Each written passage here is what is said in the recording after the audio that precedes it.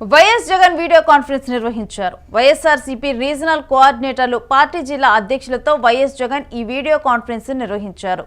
తుఫాను తర్వాత జిల్లాలో నెలకొన్న పరిస్థితులు, పంట నష్టం వంటి వివరాలను కూడా అడిగి తెలుసుకున్నారు. క్షేత్రస్థాయిలో పర్యటించి నష్టపోయిన బాధితులకు భరోసా ఇవ్వాలని, తుఫాను ప్రభావిత ప్రాంతాల్లో బాధితులకు అండగా నిలవాలని కూడా వైసీపీ కార్యకర్తలకి వీరందరికీ కూడా తెలియజేయడం జరిగింది. ఇక మోందా తుఫాను ఇటు ఏపీలో కూడా రైతులకి వీళ్ళందరికీ కూడా తీవ్ర నష్టాన్ని మిగిల్చింది. ఇక ఈ నేపథ్యంలో వైఎస్ఆర్సీపీ పార్టీ నేతలతో మాజీ సీఎం వైఎస్ఆర్సీపీ అధినేత YS Jaganmohan Reddy video conference ముగిసింది. ఇక వైఎస్ఆర్సీపీ రీజనల్ కోఆర్డినేటర్లు, పార్టీ జిల్లా అధ్యక్షులతో కూడా ఈ కాన్ఫరెన్స్లో మాట్లాడటం జరిగింది. ఈ వీడియో కాన్ఫరెన్స్లో ఇక ఇప్పుడు జిల్లాలో నెలకొన్న పరిస్థితుల గురించి కూడా ఆరా తీశారు. ఆరా తీసిన తర్వాత అసలు పంట నష్టం ఎంత జరిగింది, ఏంటి అన్నది కూడా తెలుసుకోవాల్సిన బాధ్యత క్యాడర్కు ఉందంటూ కూడా చెప్పారు. ఇక బాధితులకు ప్రభుత్వం నుంచి తగిన సాయం అందేలాగా కూడా ఒత్తిడి తీసుకురావాలో అంటూ కూడా నాయకులకి దిశానిర్దేశం చేశారు. వాటర్ చేస్తారు బయట, ఎలా వర్షం కూడా తగ్గింది కదా, కొంచెం వీళ్ళకి చాలా ఇబ్బంది పడుతుందని చెప్పిన కాడి నుంచి కూడా ప్రజలందరూ కూడా చాలా అప్రమత్తంగా ఉన్నారు. కాకపోతే ఇంకా వాస్తవం చెప్పాలంటే విజయవాడ ఆ తుఫాన్ ఎఫెక్ట్ నుంచి లేకపోవడం చాలా సంతోషంగా ఉంది. ఎందుకంటే ఆ సైక్లోన్ కనుక గట్టిగా వచ్చుంటే కనుక విజయవాడ నగరానికి కూడా కొంత ఇబ్బందులు ఉంటాయని చెప్పిన ఆలోచనతో అధికారులు చాలా వరకు అందరినీ అప్రమత్తం చేశారని చెప్తున్నారు. కానీ ఈ వాటర్ ఈ కొద్దిపాటి వర్షానికే మనకి ఈ రోజు చూసుకుంటే కనుక భవనపురంలో ఓల్డ్ హౌసింగ్ బోర్డు కానివ్వండి, అదేవిధంగా డూప్లెక్స్ హౌస్లు కానివ్వండి, ప్రియదర్శిని కాలనీ కానీ, కొండల బజార్ కానివ్వండి, ఉర్మిళ నగర్ కానివ్వండి, రోటర్ నగర్ కానివ్వండి, ఇవన్నీ కూడా వాటర్ తో నిండిపోయిన పరిస్థితి. వీటిని సరైన టైంలోనే ముందులోనే గనక స్కిల్డ్ సరిగ్గా తీసేసి ఉంటే గనక, ఎందుకంటే ప్రతి సంవత్సరం సమ్మర్ అయ్యేటప్పటికీ కాలువలన్నీ కూడా పూడికలు తీసే పరిస్థితి ఉండేది. అది ఈ శానిటేషన్ కాకుండా సపరేట్ గా పెట్టి చేసేది. కానీ అట్లా చేస్తుంటే కనుక ఈ వాటర్ కూడా వచ్చే పరిస్థితి ఉండేది కదా. ఎందుకంటే ఇవన్నీ కూడా రోడ్లు వేసి అంతా డెవలప్ చేసిన ఏరియా ఇదంతా కూడా. కాలువలు పూడికలు సరిగ్గా తీయకపోవడం వల్ల వచ్చిన ప్రాబ్లంతో ఈ చిన్నపాటి వర్షాలు కూడా, ఎందుకంటే మనం చెప్పుకోవడానికి గత 4 రోజుల నుంచి సైక్లోన్ చెప్పుకుంటాం కానీ అది మన విజయవాడకి అంత పెద్ద ఎఫెక్ట్ చూపెట్టే పరిస్థితి లేదు. అయినా కానీ ప్రజలు ఇబ్బంది పడే పరిస్థితి. ముఖ్యంగా చెప్పాలంటే షాపుల్ని బలవంతంగా కట్టించేస్తారు. వాస్తవంగా ఎవరి కాళ్ళు రోజువారీ బతికే వాళ్ళు చాలా మంది ఉంటారు. షాపుల్ని బలవంతంగా కట్టించేయడం ఇవన్నీ కూడా కొంచెం సరైన పద్ధతి కాదు. ఎందుకంటే ఎప్పుడైనా అవసరం కొద్దీ చేయాలి తప్ప అత్యుత్సాహం చూపెట్టే అధికారులు కూడా కొంతమంది వ్యాపారస్తుల్ని, అదే విధంగా రోడ్డు మీద ఏదైతే రోజువారీగా అమ్మే వాళ్ళని కానీ వాళ్ళందరినీ కూడా ఆపడం అనేది కరెక్ట్ అయిన పద్ధతి కాదు. ఎందుకంటే సిస్టమ్స్ బట్టి, టైమ్స్ బట్టి వాళ్ళకి ఎప్పటికప్పుడు వాతావరణ శాఖ నుంచి ముందు ఇన్ఫర్మేషన్ ఉంటుంది. దాని ప్రకారం చేయాలి తప్ప ఎక్కడో ఇది బాగా జరిగిపోతున్న 6 రోజుల నుంచి భయప్రాంతం చేసే విధంగా, మామూలుగా చెప్పాలంటే భయప్రాంతాలు అయిపోయారు విజయవాడ నగర ప్రజలు కావచ్చు, ఆంధ్ర రాష్ట్ర ప్రజలందరూ కూడా. అదృష్టవంతులతో ఆ దేవుడి దయతో అటువంటి ముప్పు మనకు తప్పింది. కానీ ఈ చిన్న ఇబ్బందులు కూడా లేకుండా ఉంటే బాగుంటుందని భావిస్తున్నాం. తప్పకుండా ఏదైతే త్వరితగతన నీళ్లలోకి లోతట్టు ప్రాంతంలో ఉన్న వాటర్ కూడా త్వరితగతన నగరపాలక సంస్థ అధికారులు కావచ్చు, ప్రభుత్వ యంత్రాంగం కావచ్చు, ప్రతి ఒక్కళ్ళు కూడా త్వరితగత వాటిని బయటికి మూవ్ చేసి వాళ్ళందరికీ కూడా ఎవరైతే ఇళ్లలోకి వాటర్ ఉన్నాయో వాళ్ళందరూ కూడా నష్టపరిహారం ఇవ్వాలి. ఎందుకంటే వాళ్ళు దాదాపు 2-3 రోజులు పళ్ళకి వెళ్ళకపోవడం కానివ్వండి, ఎందుకంటే అదేవిధంగా వాళ్ళు ఇల్లు వదిలేసి పునరావాసాలకు వెళ్ళడం జరిగింది. వాళ్ళందరికీ కూడా నష్టపరిహారం ఇవ్వాలని చెప్పిన కూడా మేము వైఎస్ఆర్ కాంగ్రెస్ పార్టీ పక్కన డిమాండ్ చేస్తాం. కొంచెం సరిపడి మన ఇక వీడియో కాన్ఫరెన్స్ లోని అంశాల గురించిన డీటెయిల్స్ మా ప్రతినిధి కిరణ్ వివరిస్తారు. కిరణ్, ఈ వీడియో కాన్ఫరెన్స్ లో ఏ అంశాలను మాట్లాడటం జరిగింది జగన్మోహన్ రెడ్డి? రేణు, వైసీపీ అధినేత జగన్మోహన్ రెడ్డి నేడు వైఎస్ఆర్సీపీకి సంబంధించిన రీజనల్ కోఆర్డినేటర్లు, జిల్లా అధ్యక్షులతో పాటు కొంతమంది కార్యకర్తలతో కూడా ఆయన వీడియో కాన్ఫరెన్స్ నిర్వహించారు. అయితే ఈ తుఫాన్ ఎఫెక్ట్ వల్ల జరిగిన నష్టం ఎంత మాత్రం ఉంది, ఏ మేరకు ఉందంటూ ఆయా జిల్లా అధ్యక్షులు, రీజనల్ కోఆర్డినేటర్ నుంచి ఆయన సమాచారం స్వీకరించారు.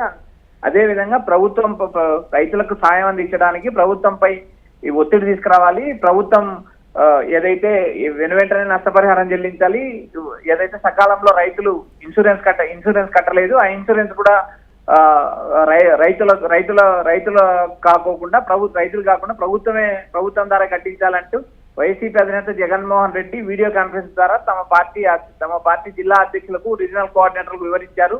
అయితే తుఫాన్ ఎఫెక్ట్ ప్రభావం మొదలు అవ్వగానే ఆయన బెంగళూరులో ఉన్నారు. బెంగళూరు నుంచి ఆయన తన పార్టీ జిల్లా అధ్యక్షులకు, కోఆర్డినేటర్లకు కూడా ఆయన సూచనలు ఇచ్చారు.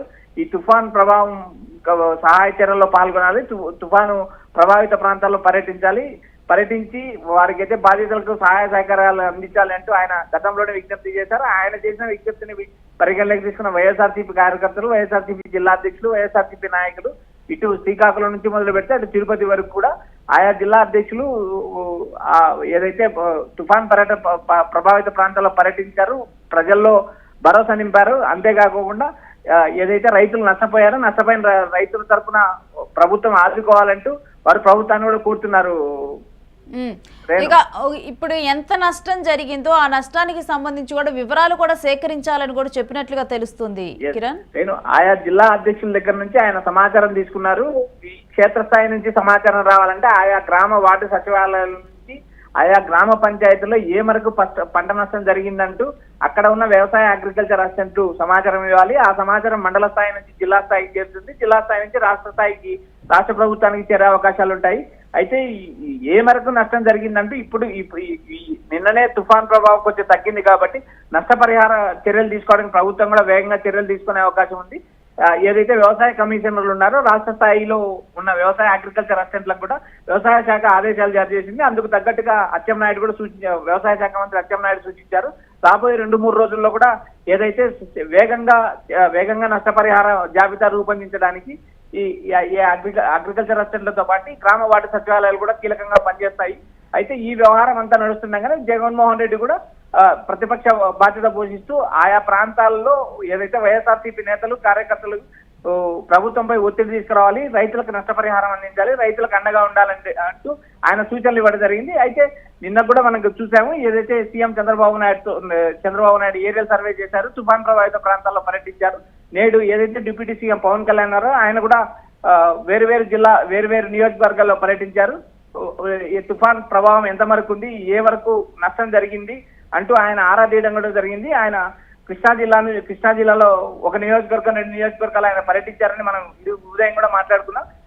ఈ వ్యవహారంపై మొత్తం ఓవరాల్ గా తుఫాన్ పైన ప్రభుత్వం కూడా వేగంగా చర్యలు తీసుకుంటుంది. అంతేకాకుండా ప్రతిపక్షం కూడా ఎక్కడ రాజకీయ విమర్శల జోలికి వెళ్ళకోకుండా రైతులకు, బాధితులకు అండగా నిలవాలని ప్రభుత్వాన్ని కోరుతుంది రేణు. ఇక ఈ 2-3 రోజులు కూడా ఈ మోందా తుఫాను ఎఫెక్ట్ రాష్ట్రంలో మిగిల్చిన ఎఫెక్ట్ మీదే ఇప్పుడు ఇటు వైఎస్ఆర్సీపీలో ఉన్నటువంటి నేతలందరూ కూడా ఇక మిగిలిన వాళ్ళందరినీ కూడా కలిసి వారందరితో కూడా చర్చించనున్నారు, మాట్లాడనున్నారు. ఈ విషయాల్లోనే నిమగ్నం అవ్వనున్నారని చూడాలా?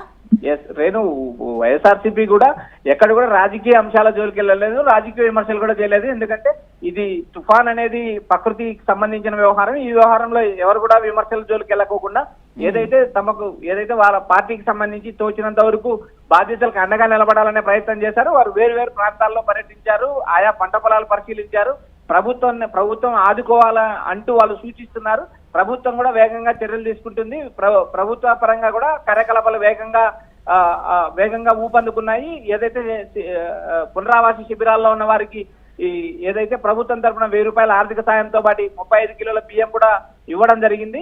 అయితే 2 లేదా 3 వ్యక్తులకు దాదాపు 3000 రూపాయలు కూడా సాయం చేసే కార్యక్రమాలు కూడా వేగంగా అందుకున్నాయి. అయితే ఈ తుఫాన్ ప్రభావిత ప్రాంతాల్లో ఏదైతే రాష్ట్ర వ్యాప్తంగా ఈ ప్రభావం ఉంది కాబట్టి ఇటు ఉత్తరాంధ్ర నుంచి మొదలు పెడితే గోదావరి జిల్లాలు, గోదావరితో పాటు ఈ అమరావతి రాజధాని చుట్టూ ఉన్న ప్రాంతాలు, ఇటు ఏదైతే దక్షిణ రాయలసీమ ఏదైతే ఉందో నెల్లూరు ప్రకాశం జిల్లా లేకపోతే మిగిలిన రాయలసీమ జిల్లాల్లో కూడా ఈ ముందా తుఫాన్ ఎఫెక్ట్ ప్రభావం తీవ్రంగా ఉంది కాబట్టి ఆయా ప్రాంతాల్లో ఉన్న వైఎస్ఆర్సీపీ నాయకులు, అటు టీడీపీకి సంబంధించిన ఎమ్మెల్యేల మంత్రులు కూడా సహాయ చర్యల్లో వేగవంతంగా పాల్గొన్నారు.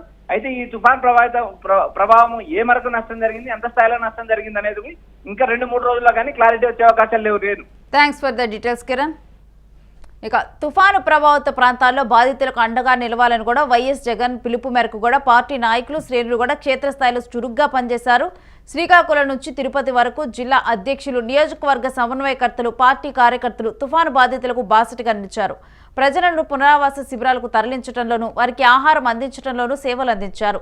తుఫాను వల్ల దెబ్బతిన్న ప్రాంతాల్లో క్షేత్రస్థాయిలో పర్యటించి నష్టపోయిన బాధితులకు భరోసా ఇవ్వడంతో పాటు వివరాలను సేకరించారు. ఇక వాటిని వీడియో కాన్ఫరెన్స్లో వైఎస్ జగన్కు వివరించారు. పార్టీ పరంగా చేయవలసిన కార్యక్రమాల మీద నేతలకు వైఎస్ జగన్ దిశానిర్దేశం చేశారు. మోందా తుఫాను నేపథ్యంలో ఆయా ప్రాంతాల్లోని ప్రజలు అప్రమత్తంగా ఉండాలని వైఎస్ జగన్ విజ్ఞప్తి చేసిన సంగతి కూడా తెలిసిందే. ఇక తుఫాను నేపథ్యంలో వైఎస్ఆర్సీపీ నాయకులు, కార్యకర్తలు, పార్టీ శ్రేణులు అవసరమైన ప్రాంతాల్లో ముందస్తు జాగ్రత్త చర్యలు, సహాయక పునరావాస చర్యలు ఈ విధంగా కూడా చేస్తూ కూడా ప్రజలకు అండగా నిలిచారు. ఇక మీద కూడా ప్రభుత్వం తరపున కూడా ఇటు ప్రభుత్వం నుంచి ఏదైతే సహాయం ప్రజలకు అందాలో వీటిలో కూడా చురుగ్గా పాల్గొని ఎప్పటికప్పుడు కూడా ప్రభుత్వం మీద ఒత్తిడి తీసుకొని వస్తూ ప్రజలకు ఆ సహాయం తొందరగా చేరే విధంగా కూడా కృషి చేయాలంటూ కూడా జగన్ ఈ కాన్ఫరెన్స్లో వివరించడం జరిగింది.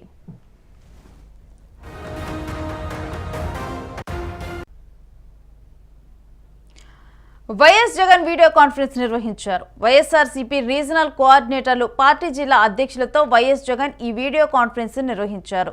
తుఫాను తర్వాత జిల్లాలో నెలకొన్న పరిస్థితులు, పంట నష్టం వంటి వివరాలను కూడా అడిగి తెలుసుకున్నారు. క్షేత్రస్థాయిలో